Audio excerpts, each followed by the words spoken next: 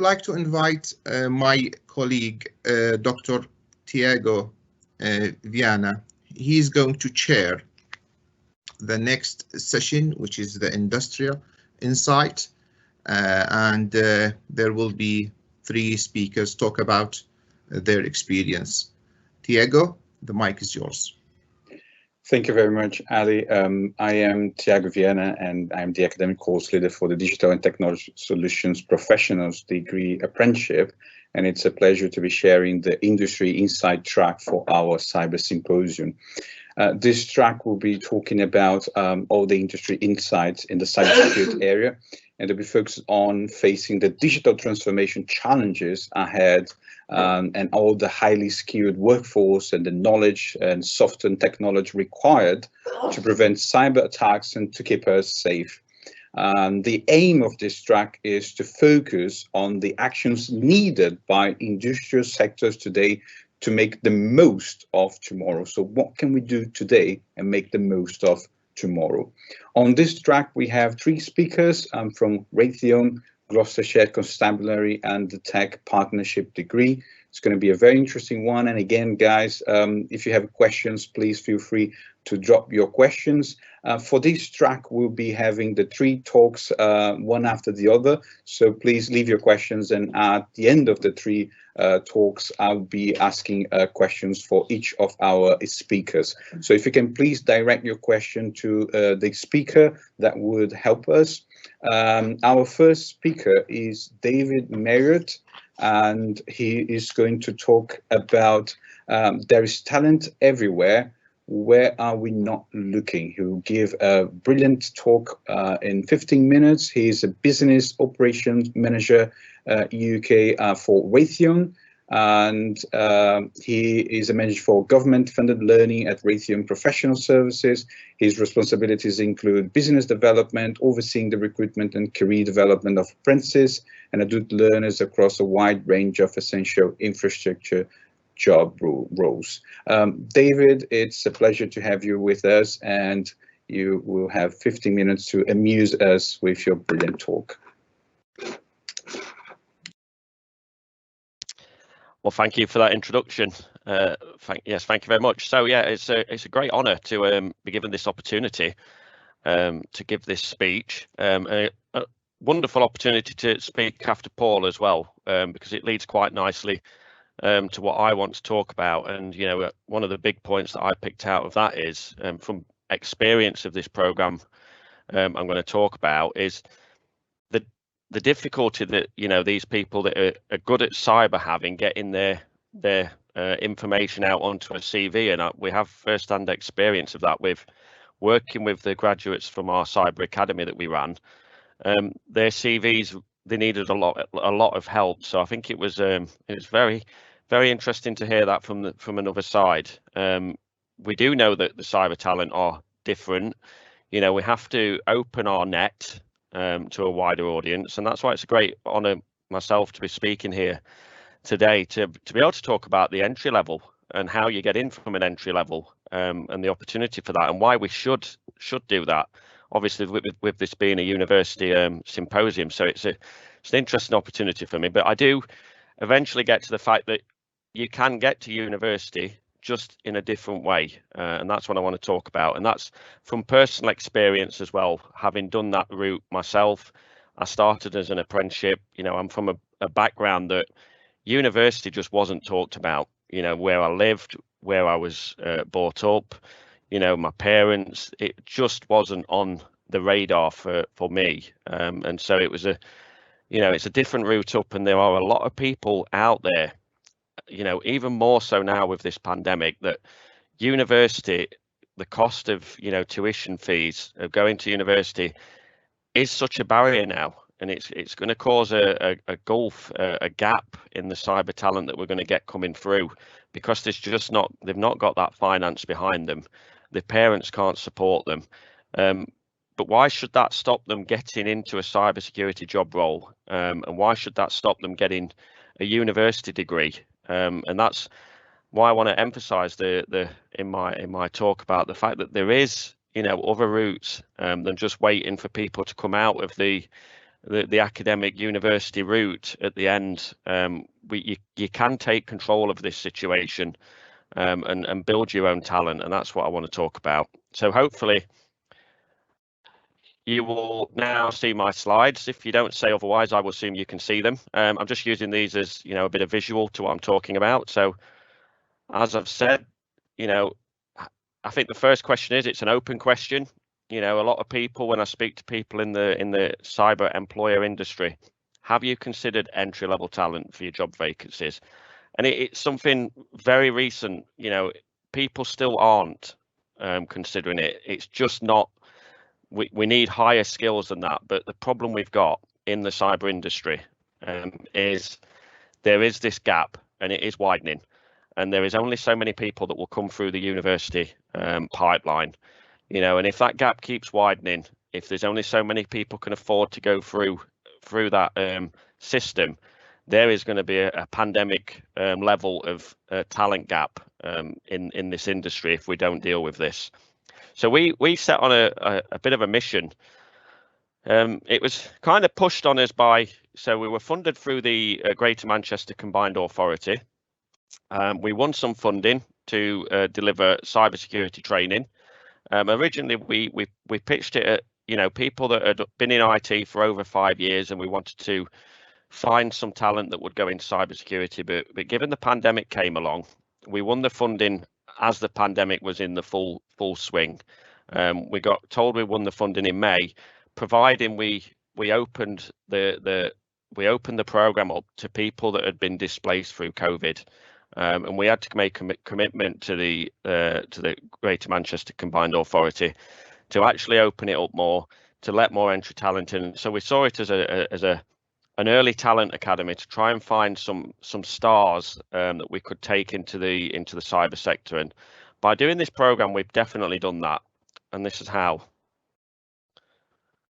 So again, talking about what Paul said about this wide community in the cyber sector. Again, we reached out to our local employers that we work with for the academy. We work with our internal people to determine these jobs, and we went out to the wider community to try and narrow down what does a cybersecurity role look like. So, and then we asked that question is, well, what can we actually deliver within a short space of time at an entry level to help them step into cybersecurity. And I'm not going to read all these out, but in the business operations support sector or job role, you know, you've got all these jobs there, tasks that need to be done. And again, I'm just going to ask you just to keep these in mind as we work through these next few slides. The answers will become apparent. So we listed out all the jobs that, you know, are typically in the business operations supports part. These are the jobs. And again, in the security risk management area, you know, again, the ecosystem that we reached out to came back with these answers. We narrowed it down as much as possible. But again, this was the list that they came back, and the jobs are substantial. But again, what I want you to keep in mind here is the gatekeepers of these jobs will probably say that these can't be taught or can't be learned. You have to be 10 years experienced. And this is where we really challenge that narrative. So in the infrastructure services and IT operations support, you know, again, these are the types of roles, these are the types of jobs, these are the tasks that the sector saying these are, you know, the jobs. And apparently, you know, they're not easily taught. So this was our challenge. Now, we built a cyber academy that had the equivalent of 40 days of learning, plus self-study. Depending on the level of individual, that would have gone higher than that. But it was a short program.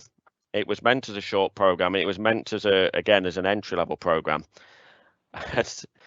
We run this 2 sets of learners all the way through COVID. So obviously, where we could, when classrooms were able to open, we ran classrooms. But for one cohort, they were completely in lockdown. This was the cohort that we won the funding in December.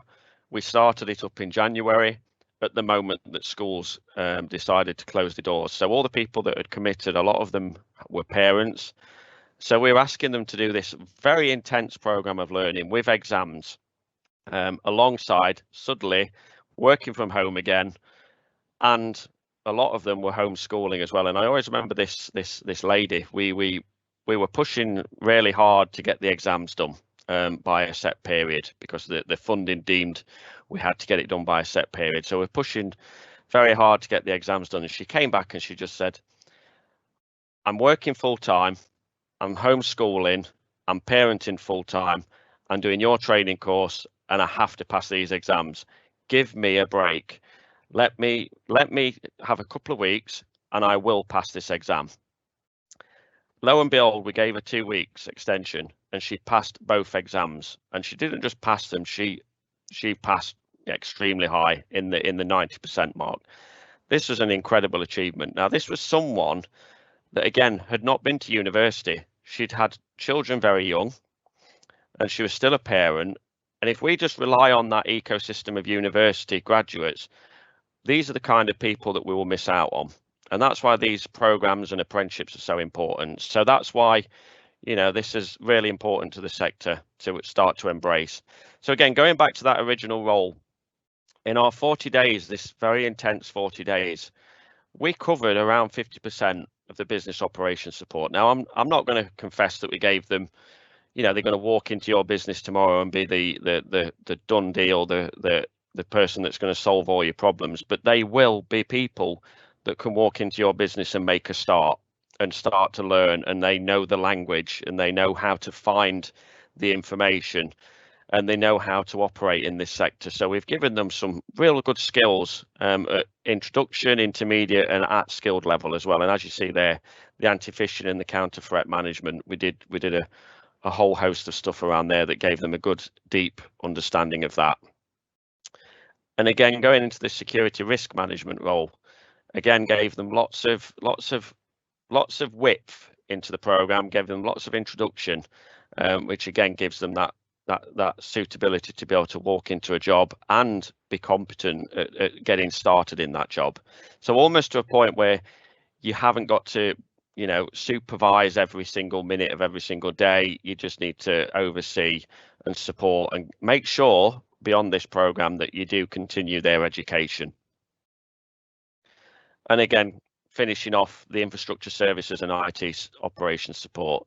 And when we look back on this, we were extremely proud. At the time we were doing it, it just seemed too much, but eventually it really started to click for the learners, and at the end of it, the feedback was, yes, it was extremely hard, but it stuck, and this information stuck, and they really did embrace the opportunity. And like I said, we have now determined that there's, out of the cohort, we found at least 30 stars that we recruited more than that.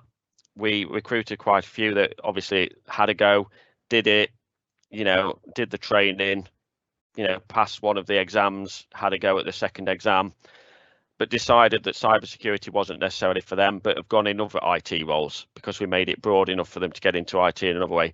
Some decided it wasn't for them at all, but the 30 that we found really, really are committed to being in cybersecurity. And again, looking on social media, particularly around LinkedIn for mine, a lot of our students now are posting almost daily the extra courses that they're doing and the extra tests that they're doing and the virtual labs that they are embracing. And they are now addicted, and that's what we've found through this program is we've lit a fire underneath them, and they are committed to getting in this sector. And from the ones so far, bear in mind that this has only just finished our program, 40% of them have found the next step into cybersecurity. So the majority of them have gone into an apprenticeship or, working at an entry level in cybersecurity. So it does work, and it does find talent that you wouldn't normally think of where you wouldn't normally think of looking, because certainly in the Greater Manchester area, we've had people that have come from a university background that have done, academic courses, languages, and we've had some people, we've literally had a chef that was COVID displaced, and he blew us away. He was an absolute superb candidate from starting the program all the way through. We knew he was going to get a job, and he has got a job, and that this is someone from a chefing background that just wanted to get into this and threw himself into it with that passion. So just to summarize the way we did this, we recruited, we inducted, we did a lot of training delivery, as we've said, but ultimately we applied workplace projects to it. So we wasn't able to put them into workplaces as such because of COVID, but workplaces offered lots of projects, you know, tenders, you know, ITTs that they'd done, you know, lots of different opportunities to do projects that, you know, they've done in the past that we could use on the program. So we put a lot of training in, but we also added a lot of work experience learning to that as well. And as I said before, we also, as part of it, committed to giving career support and still doing so. You know, this career support will go on now for another 6 to 9 months. You know, that's our commitment to this, to help them get careers, to help their CVs, to make sure their CVs do actually say the right things that stand out, you know, and making sure that they are obviously, you know, picked up by as many employers as possible, because as Paul said, you know, we've got to help them with their CVs to make them stand out. So that's a big part of it. We included global qualifications and obviously the graduation and employment. So that finishes the first part of what we've done. I am going to now lead into how it gets to a degree ecosystem. And as I said before, there's a big gap forming between what is coming out of, you know, how many are coming out of university and the size of the pipeline we need to fulfill these roles. So there has to be roles within businesses for entry level, for apprentices, and obviously the degree people. My focus has always been around the apprenticeship route can be the route to get to university, having come through it myself. So we recruited people that, you know, we'd considered to be IT competent. That gave us a nice baseline, and we assessed for that IT competence, but we also assessed for the passion more than anything. And we've treated this Cyber Academy as a real recruitment phase.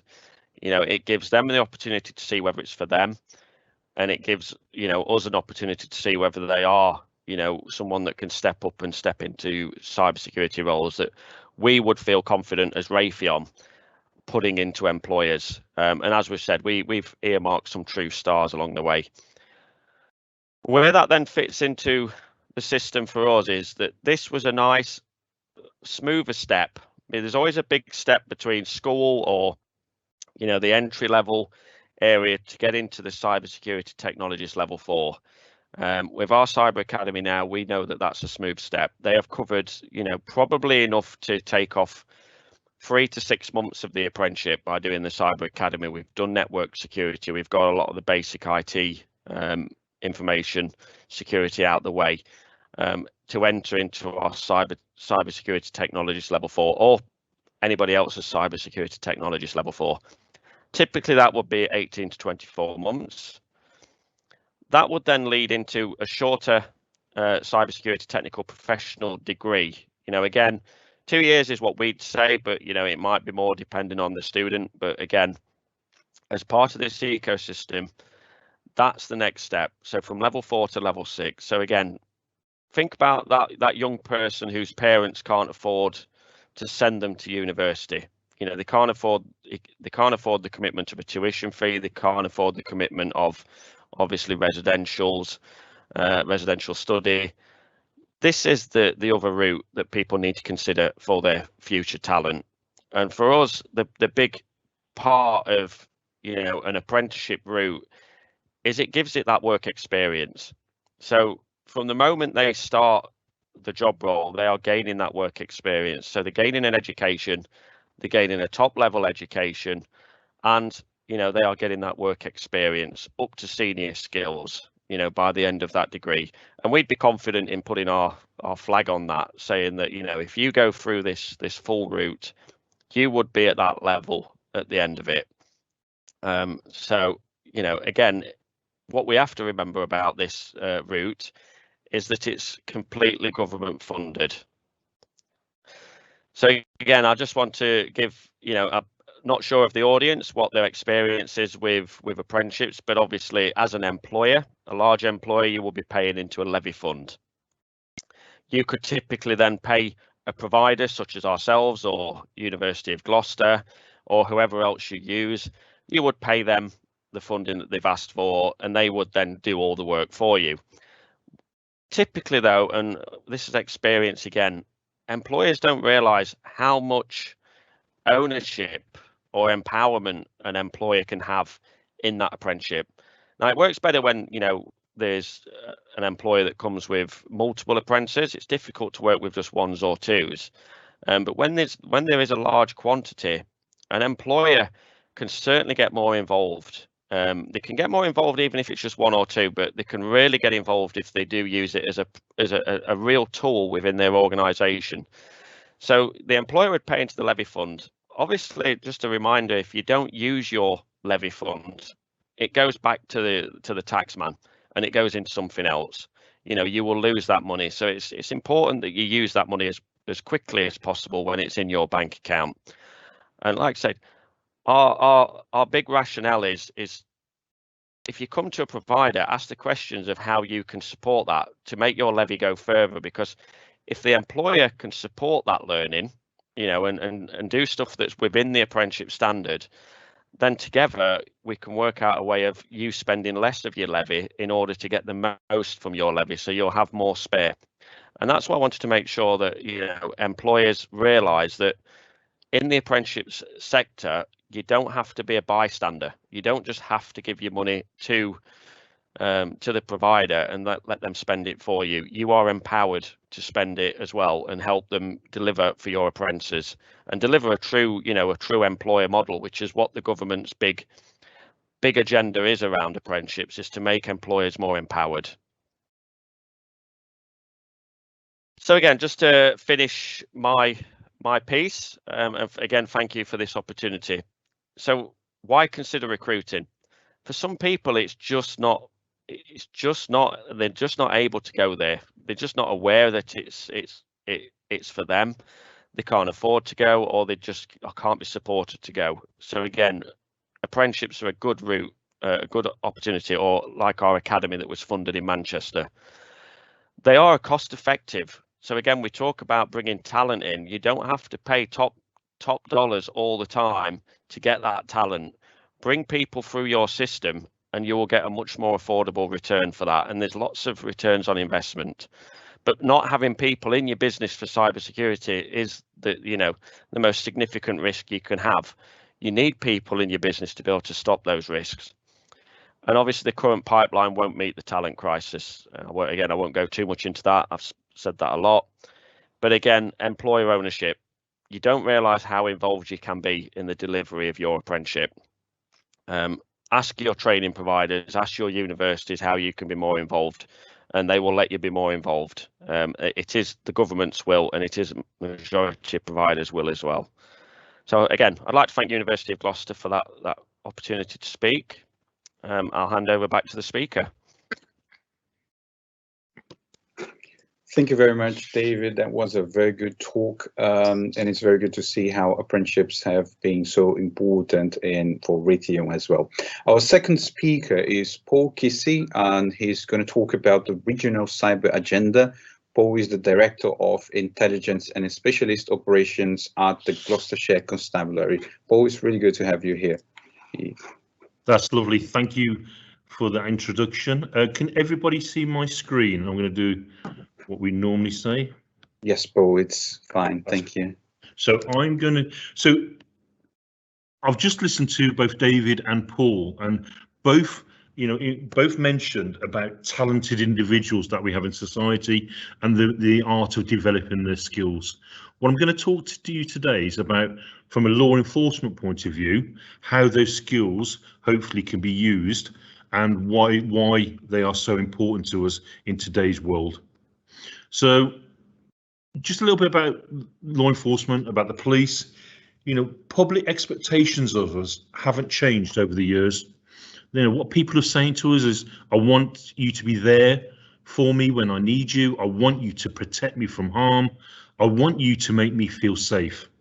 I want you to solve the crime I was a victim of. I want to feel educated so I can keep myself safe, directly linking to what David says, a whole bit about cybersecurity and how people are using that talent even further. But I also want you to take action on my behalf.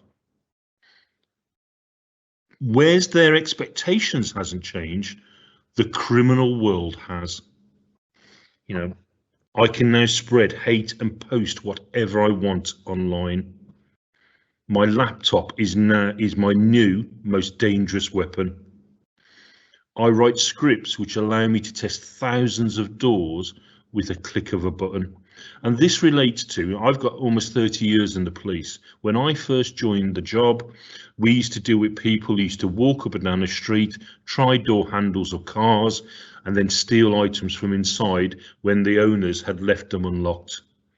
No different now in the cyber digital world, except that they are done from a laptop. They create scripts to try and find those back doors to our systems that allows them access to our personal data. Getting hold of a new weapon is now just a few short clicks away. There is a genuine belief that I won't be reported. I'm less likely to be convicted, and I'll get a lighter sentence. It's harder to catch me when I'm not at the scene of a crime. So, as we all know, from a cyber perspective, this can happen anywhere in the world. The attacks are often generated thousands and thousands of miles away, and that creates a challenge and difficulty for law enforcement. But ultimately, digital policing is still policing. We want to go home feeling that we've done our best. We want the knowledge required to deal with all types of threats. From a police officer, we all need a leader that we can go to for support when we're unsure. We want to be able to help victims of crime. We all want to play our part in putting criminals behind bars, and we want the tools required to do our job well. So from a policing perspective, the digital world is no different to the physical world that we've used to in the past. I'm just going to show you a quote in relation to the changing policing landscape, but I think relates to all business.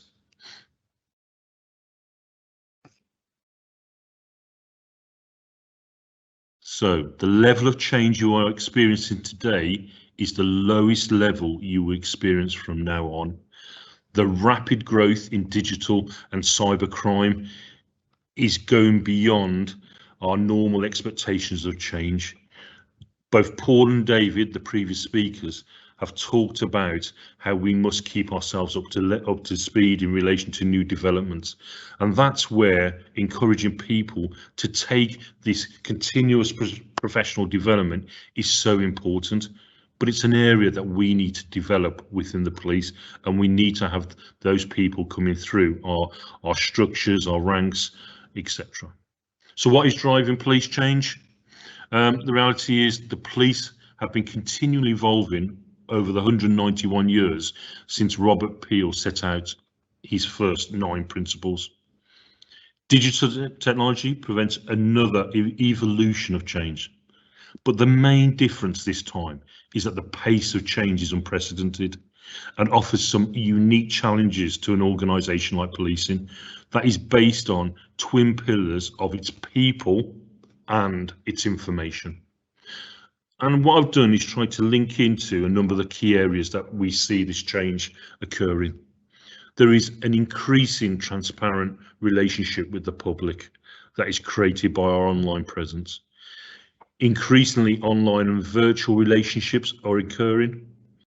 We also have the ethical use of high volumes of digital data about people, places and events, links in directly to the concept of privacy, international liberty, how we use the data. And just because we have the data doesn't mean we should use it. And this is an important element of all policing. Just because we can doesn't mean we should. Dealing with the complexities of digital crime. This is immense. Everyone on this call will recognise the challenges in relation to both digital and cyber crime, but actually we need to tackle it and we need to deal with it and we need to give the best service that we can.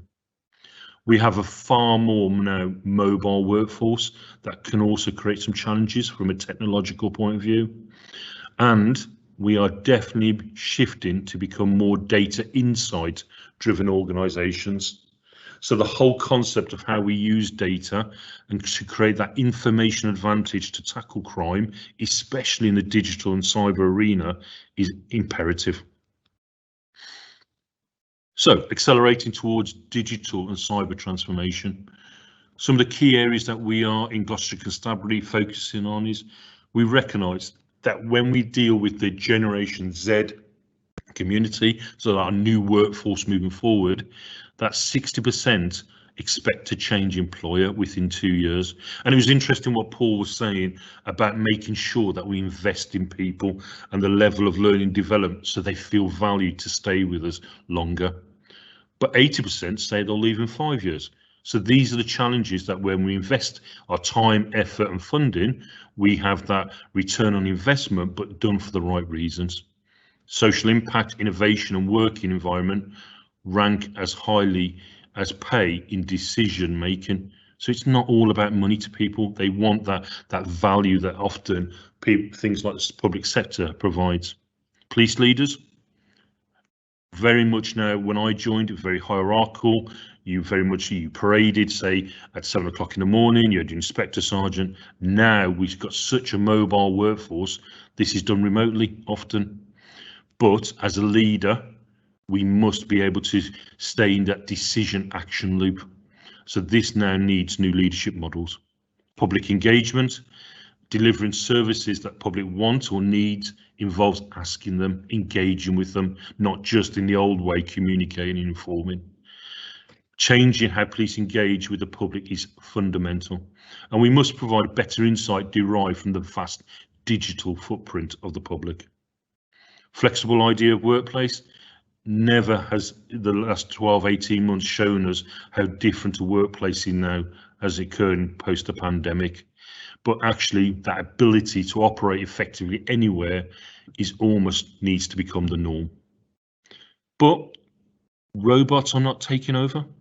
The volume of data to shift through is already pulling robotics into policing. So whether it's RPR, whether it's AI, but using AI technology to find the most valuable data will be critical.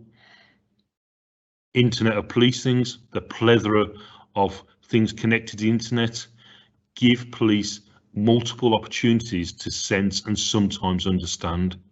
So that was the play on words regarding Internet of Things.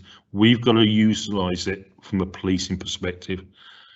Ethics of access will be really important, but the technology backbone to make the most of this information will limit what is possible. We have got to get the foundations, the backbone right. We have got to get the right people involved in our organisation, and this will involve changing the dynamics and makeup of our organisations. People are key.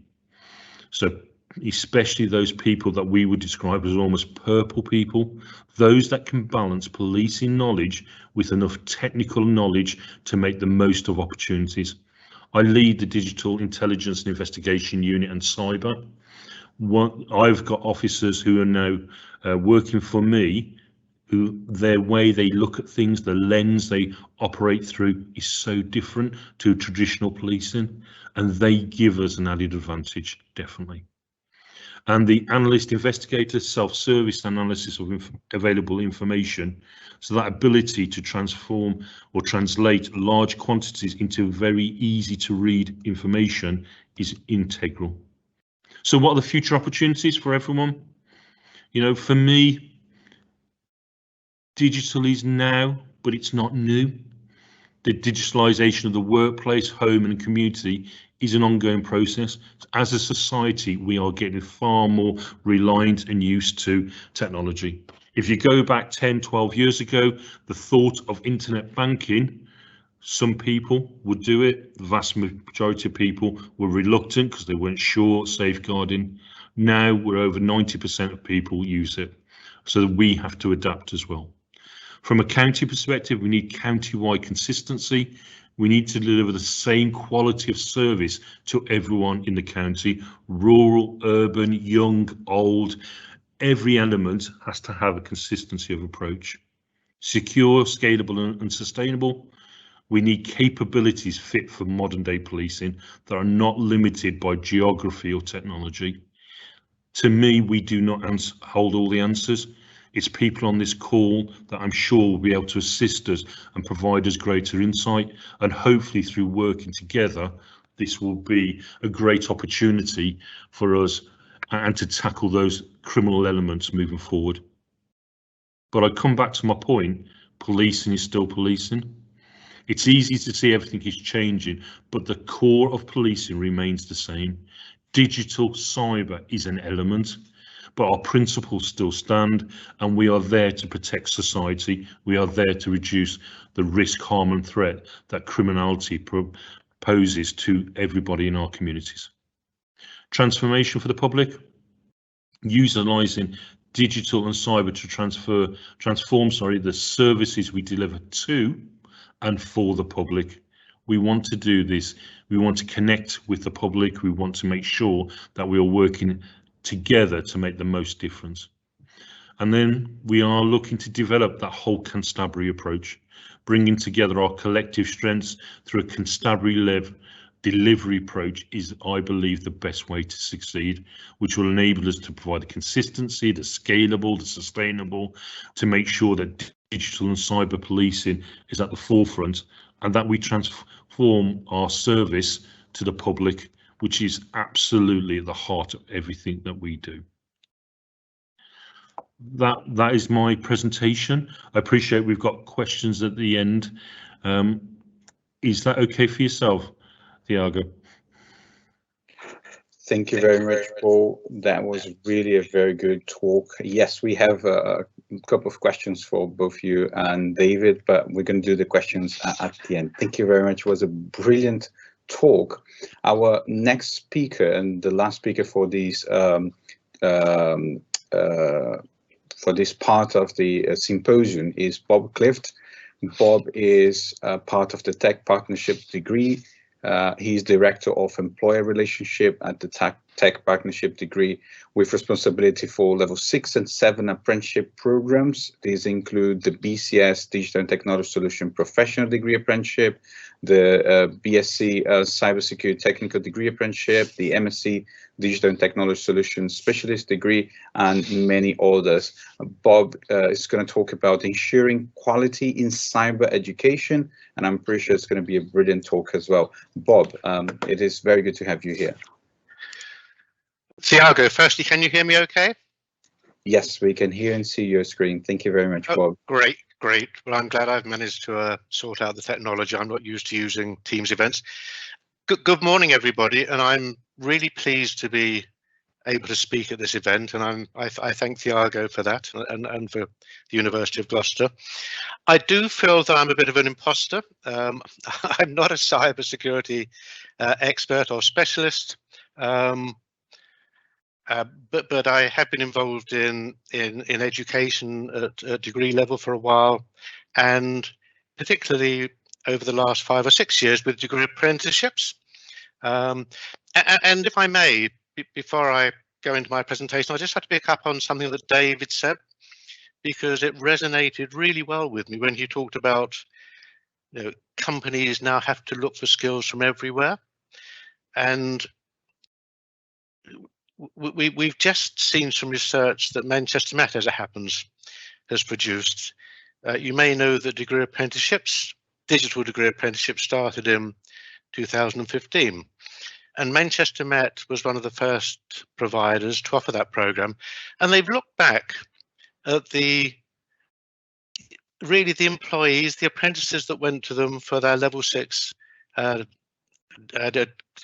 Digital and Technology Solutions degree apprenticeship program, to see where they are now and what they're doing. And at that time, 80% of the people who went onto the program wouldn't have gone to university. It was as simple as that. They never considered university. They wouldn't have gone to study a conventional degree. 50% of the students in the first couple of cohorts were female, which is really good when you consider that across most digital/technical programs at university, the figures are about 15% female. And now when they look at those degree apprentices who have all graduated, they're finding they're earning really good salaries. In fact, they're outperforming the students who would have graduated from, you know, the top 5 universities in the country. So doing particularly well, and it just demonstrates that good talent is everywhere. Employers just have to go and look for it, and not just presume that the students that go to study conventional undergraduate programs are the ones to go for. So sorry, so that was just a little diversion, but let me now talk about what I want to say. And I've been asked to talk about quality in cyber education, but really, as I've said previously, I'm not an expert when it comes to cyber. So what I will talk about is cyber in all elements of education, which hopefully will work for you. But I work for a company called Tech Skills, and I doubt if any of you will have heard of the company. We were previously Tech Partnership Degrees, hence we were focused on degrees, and we changed their name to Tech Skills in early this month, on the 2nd of June. And the reason why we changed their name was for 3 reasons. It's because we have joined Tech UK, and we joined Tech UK as a wholly owned subsidiary in October of last year. And I would imagine a number of the companies at this event will be members of Tech UK. But as you know, or as you may know, Tech UK is the Technology Trade Association. There's over 800 companies that are part of it as members, and they focus on really policy and delivery and enabling. And so we felt that, you know, by adding skills to that, it really adds to what Tech UK is doing.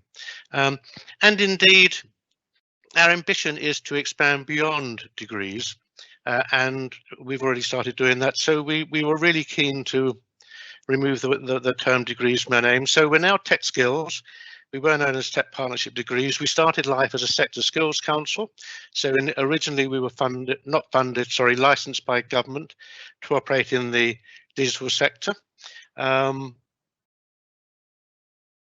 at this moment in time, we're now operating, or slowly operating, across a broader set of sectors. So as Tech Skills, our objective is to bring together employers and educators, as you can see, and we're really keen to promote routes into as many opportunities within digital as we can, and we're very keen to support the Tech UK ambition, which is to ensure there is a strong pipeline of digital talent at all times, and we really believe that we have found a way of helping. I'm not suggesting it's the panacea, but helping to do this by bringing together employers and educators to develop and promote pathways into digital careers, which industry needs.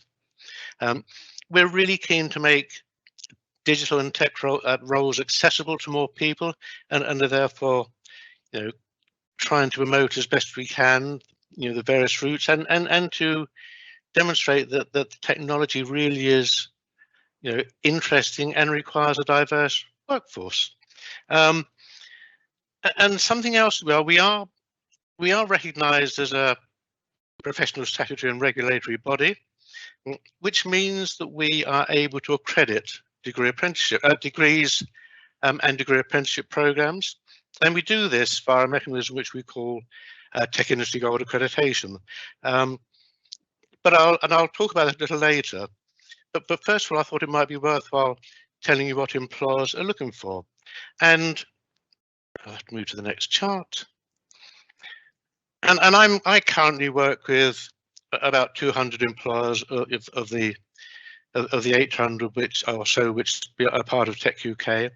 And I also work with over 30 universities on both degrees and degree apprenticeships, including the University of Gloucester and Gloucestershire College. And we've spent quite a while looking to see what is it that employers want. And it's really quite simple, and you'll probably tell me, you know, it's obvious. but sometimes it's easy to miss the obvious. Employers are very keen that the programs that they put their employees onto, or where they take their graduates or their new hires, are relevant, and they're very keen that they cover the topics that they're looking for a particular job role, and they're not interested in other things being added, and they feel that, you know, sometimes there are programs which have a lot of content which is unnecessary. They're also looking for predictability.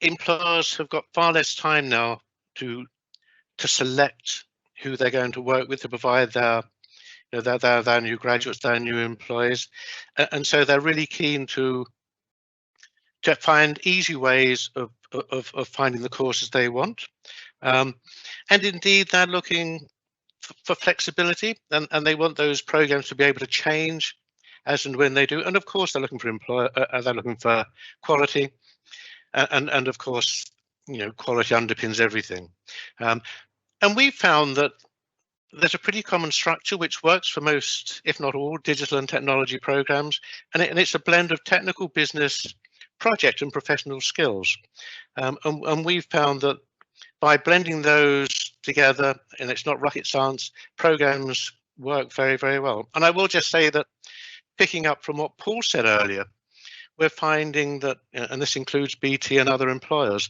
they are focusing more and more on professional skills because they feel that they can teach technical and business things, but they clearly need the attributes they're looking for when it comes to their employees. So those are the things which employers are looking for, and let me just talk about Tech Industry Gold, which is our accreditation. It's what we call it, and it's accreditation which is defined by employers and supported by academics. That's really important. It's employers in the industry who are saying what they want. And I'll just give you an example. We're updating a standard at present. It's a level 6 Digital and Technology Solutions degree apprenticeship, a very, very popular standard, and there's, I think, approaching 6,000 students on that particular program at present. And we've currently got 49 employers working with us and 28 academics. So just demonstrating that, you know, by bringing together a good number of employers and definitely supported by academics, programs are developed which are really applicable and relevant to industry. And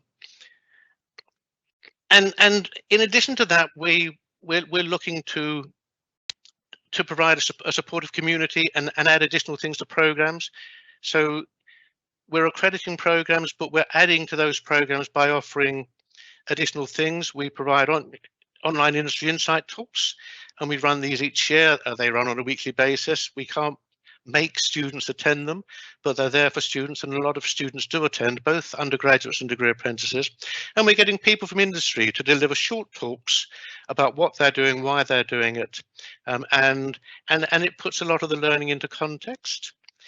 Something else that we're looking at this moment in time is developing digital credentials, because we feel these will be really useful. We discussed it with employers, and employers are very, very keen in it. So we believe that the mechanism we're using by having really true collaboration will in fact meet the needs of industry and provide good quality accreditation for programs, so that employers know they're valuable programs if they take graduates off them or if they put employees onto them. And this chart is just a very, very simple chart that just shows what we're trying to do. It really is a continuum where we're working with employers and to really make sure the content that we have in programs is good. We're working with providers to really underpin and ensure that is the case. And we know that we're providing learners with the programs and the courses which they actually need and benefit from. I just want to show a chart here. It's really just demonstrating that the employers who've got heavily involved in our programs, and there's many of them, really do recognize that it is possible to differentiate programs. It is possible to find good programs. And as you will see, we have employers, and the three here listed are classic examples, who will only put programs onto Tech Industry Gold degree apprenticeship programs, and they like to take graduates from programs which are Tech Industry Gold accredited undergraduate programs. But of course, it's far more difficult because all employers like to take the best graduates possible. But we are finding that the span of what we're doing is growing, and that more and more employers are joining and becoming very focused and wanting to work with us to improve the programs that we've helped create with employers. And indeed, when it comes to cyber, both the University of Gloucester and Gloucestershire College are offering the BSc Digital Technology, Digital Cyber Security Technical Degree Apprenticeship Program, which we created with employers, and both have got that accredited as Tech Industry Gold. So employers know that that's a high quality program. So, so just to really finish, and this is my last chart, we believe that we're helping to provide and ensure quality in education by providing, independent industry validation of programs. It's industry that define the programs. It's industry that carry out the it's industry that endorse and approve and award Tech Industry Gold accreditation. So it is the companies we work with that make that happen.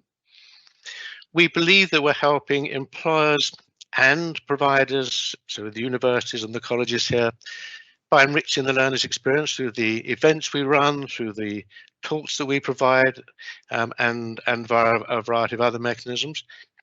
Not available yet, but they will be available very soon. We've spoken to a lot of employers about credentials, digital credentials, and the number like IBM, Amazon, Cisco have used them for a while. And the employers we're speaking to are very, very excited about it. And we will be issuing badges shortly. And that ties back to another comment that David made, which was about,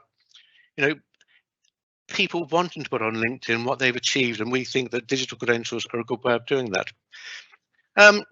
And we believe by having a Tech Industry Gold community where employers and academics come together, we really are creating an environment where each set of stakeholders can help themselves and help the others. So we really believe that we are creating best of breed solutions.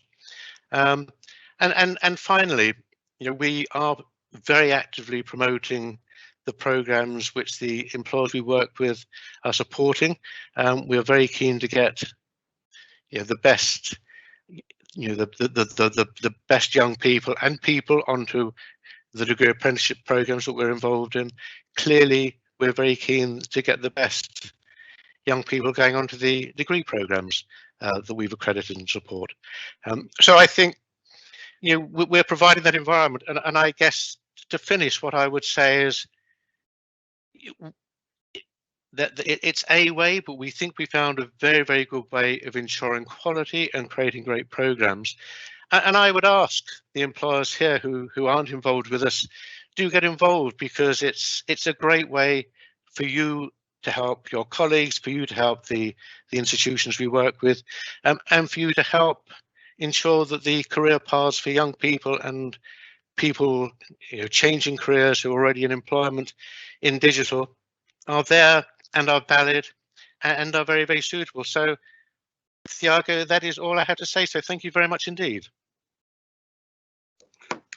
Thank you very much, Bob. That was a brilliant talk.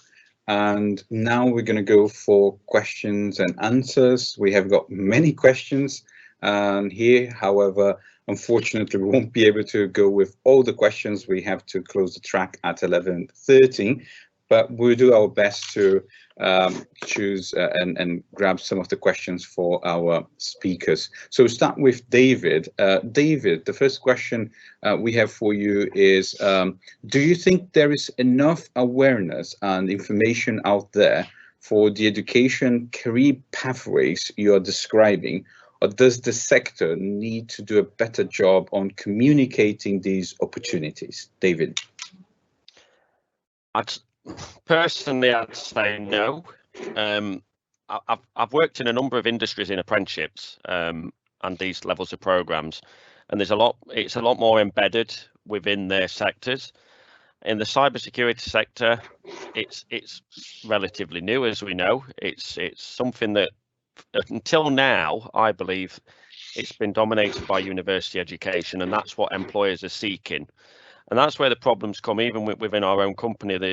They are waiting and I'd say hoping that the right people are going to come through, but they're not coming through at the numbers. And now that the sector is in, let's say, full swing in terms of a growth industry, it does need this extra ecosystem.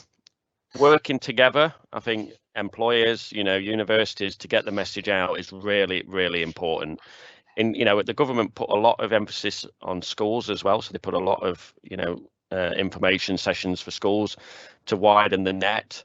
But I think we all need to do a lot more. But from my view, the IT sector as a whole, apprenticeships are still relatively new. This journey is still new, and that's just the way it's been. If it's been this way for so long. But the problem is this sector, as we know over this last 12 months, with COVID, is growing exponentially. It's and we need that extra ecosystem now to be able to tackle this skills gap that's occurring. So the answer is no, I don't think so. But it has got a lot better in this last year. And this program that we're running, just to reiterate, this Cyber Academy, this is going to become a norm for the government. The scheme that we did was a pilot called Skills Boot Camps. They are now announcing winning awards for other regions. So this is going to become a norm across the sector, so that we're going to have apprenticeships and we're going to have skills boot camps. So again, the more we can get out there, such as these events, the better. We need to raise that awareness. Thank you very much, David. Paul, a question I have for you as well is, how are local police stations such as Cam and Dursley being used in the fight against cybercrimes? Yeah, so in essence, we have a very strong what we call protect element in relation to how we protect users, whether members of the public, from attacks such as malware or ransomware, etc., plus other general cyber protection. I think this is an area that we've done well in the past, but it's definitely an area that we can continue to improve upon. So the local stations, actually our website on the Gloucestershire Constabulary, that has got a lot of information in relation to it. But one of the key elements for me moving forward is how do we get the messages out to a wider audience? Because ultimately, we use technology every single moment of the day. You look at what's happened in the pandemic, you look at how Teams has exploded, let alone things like Zoom, and look at those initial incidents in Zoom where hackers got in and caused a little bit, shall we say, some mayhem in relation to very high level meetings at a public level. What I think needs to occur is to link in with organisations, and actually we don't hold the answers, but everyone does somehow. So the police has got to be much more open to utilising the experience, the knowledge, the courses that actually what we've heard about today, and give people opportunities to add to their CV, rather than, because one of the challenges I think often people who do cyber and digital is, it is a very competitive field, and often, like was mentioned on previous talks, it is often seen as very much a degree based, you can get the knowledge, experience. It doesn't have to be that way, but actually what is really important is getting practical examples that demonstrates how you've applied those skills and assisted basically the community in relation to tackling cyber and digital crime across the whole spectrum. Brilliant, Paul. Thank you very much. Bob, one of the questions I've got for you as well is, why do you believe that programs with the Tech Industry Gold accreditation could produce better graduates? It's a good question. Because we've carried out independent research. I was chatting to one of the course directors at one of the universities, and he said it's astonishing. He said the people on this program, it was a regular undergraduate program, he said they seem to get jobs faster and they're getting higher salaries than the other students who are coming out of the school. and we thought, well, this is, we'd always thought that, but we'd never been able to prove it. So we carried out we got an independent research company to look at across the universities we work with, and we found that in every case that was true. And we found that in every case that those students, when they graduated, were getting jobs much faster than nearly every discipline as well. So as I said earlier, it's not rocket science, but there are a few things that can be done. And I'm really agreeing with what Paul and David said. It's not difficult making programs a lot better, but it's sometimes difficult to get people to do that. That's brilliant, Bob. I think we still have some time for a couple of other questions. So David, back to you. Another question we got for you is, what about the individuals who have had many years experience but not able to get a job because they're seen as overqualified? Is there a route into apprenticeships for them? Yes, I mean, one of the beautiful things about apprenticeships, and it's you can refund people that have been to university. So providing they haven't gone and done a university degree in cybersecurity or something equivalent to that, you can actually then fund them into an apprenticeship. And we actually had a graduate from, he got a degree in computer science and he'd specialised in cybersecurity. But going back to the first speaker, Paul, his CV just wasn't reaching out. It wasn't saying the right things. It wasn't getting him a job. And he actually reached out to us, and we actually initially turned him down on the academy to say, look, you are overqualified for this academy. He literally, he was very disappointed, let's just say. And he fought his case. He said, I've had real difficulty getting a job in this sector, and I want to get real life skills. And the big thing with our program was it was much more around real life skills. It wasn't an academic course as such. It was, knowledge and experience based. And we have helped him now get interviews. He's getting job interviews. He's still looking, this person is, but he suffers with his confidence. That's the big thing we found with him. And that's what we are really working with him. He's got all the qualifications, but when it comes to those interviews, he does have a lot of difficulty getting through the door and, making that difference. So hopefully within, the next, 4 to 6 weeks, these interviews that he's going for, will continue to nurture him and hopefully he gets that opportunity. But original question, if they've done a degree, as long as it's not identical or very similar to the apprenticeship, they can be refunded on the apprenticeship route. If they've got previous experience, there's also accredited prior learning. The funding could be tweaked to make it happen. So yes, don't let that be a barrier. Yeah, okay. Can I jump in there just for a comment? Yes, please, Paul. So what David has just clearly articulated is a problem across this sector all the way through. So, people are heavily qualified and then employers get worried that they're going to jump ship very quickly and that investment. And, this element regarding what the previous call, Paul talked about, the Richard Branson actual quote, we shouldn't be afraid of that, but we should all recognise this is about opportunities. And linking into the previous question to Bob, one of the things that we in the public sector, or especially policing, and I led the national digital program for all 43 forces, we recognise that. So, if, for example, a number of our highly paid analysts in this field, they were being taken by private sector because one of the things we can give is practical experience. We deal with levels of criminality, their whole analysis, research, etc. And I think one of the previous calls mentioned SANS, etc.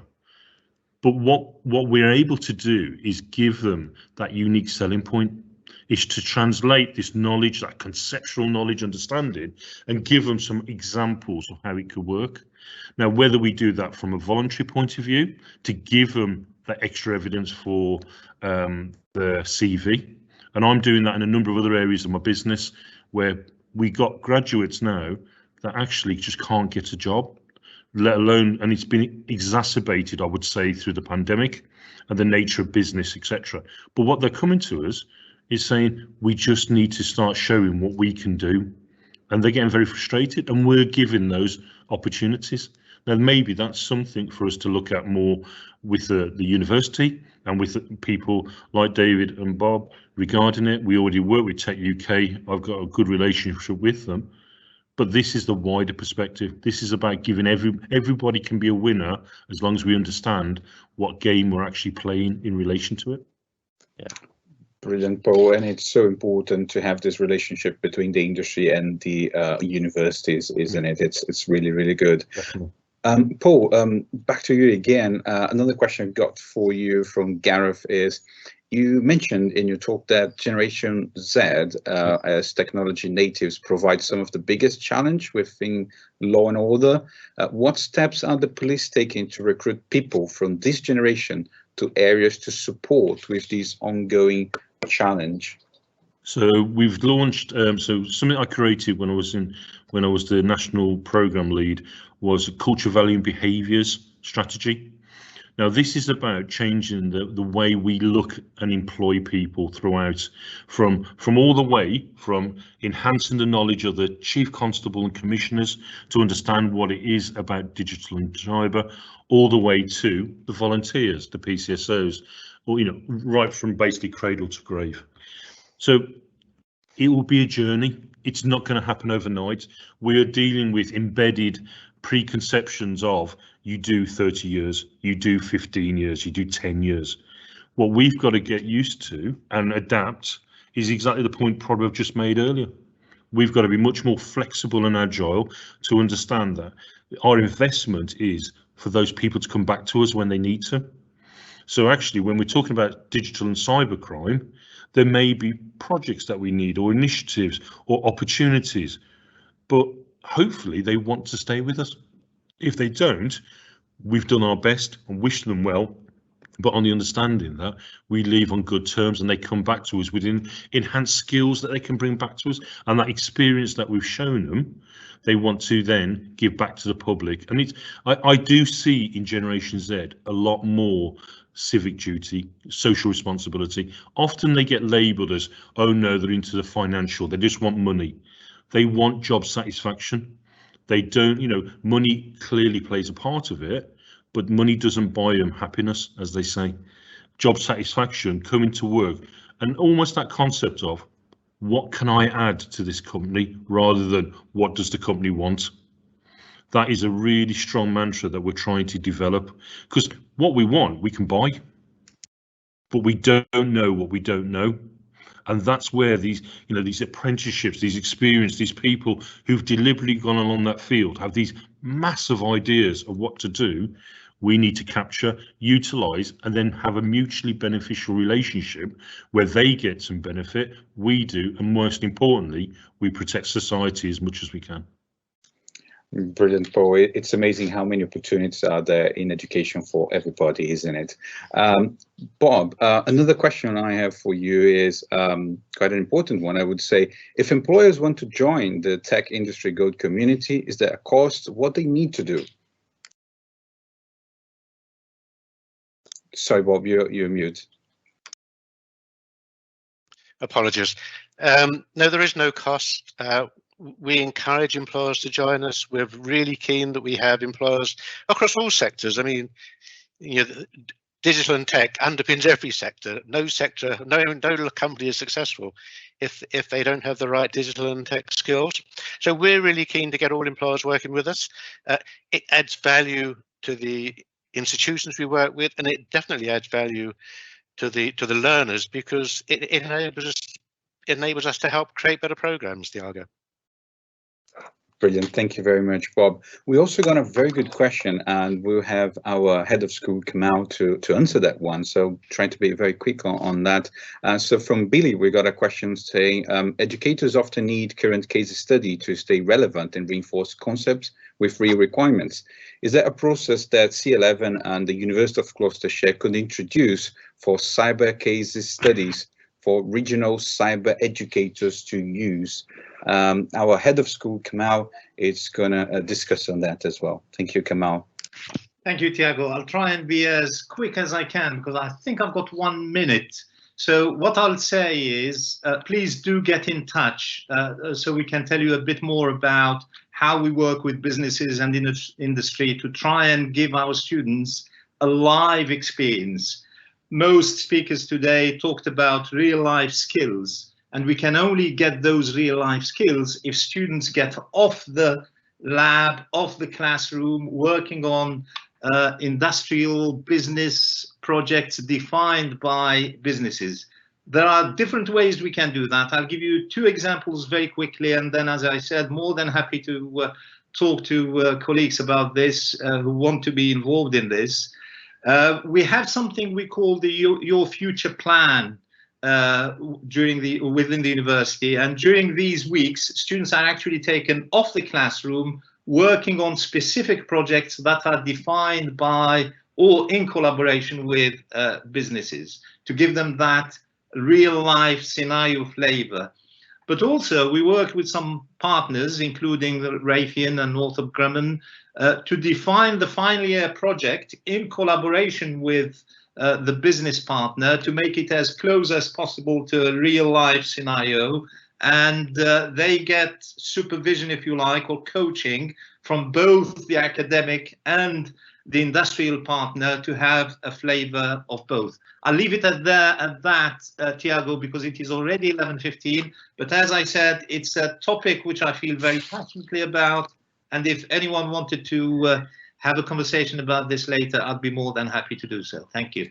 Thank you very much, Kamal. Please do get in touch. Thank you very much, David, Paul, Bob. It was a very good opportunity. It was brilliant to have you all here. The industry insight track of the symposium was great, and it shows how the university values the relationship between employers, the tech industry, partnership, and it helps us today to prepare our learners for the future.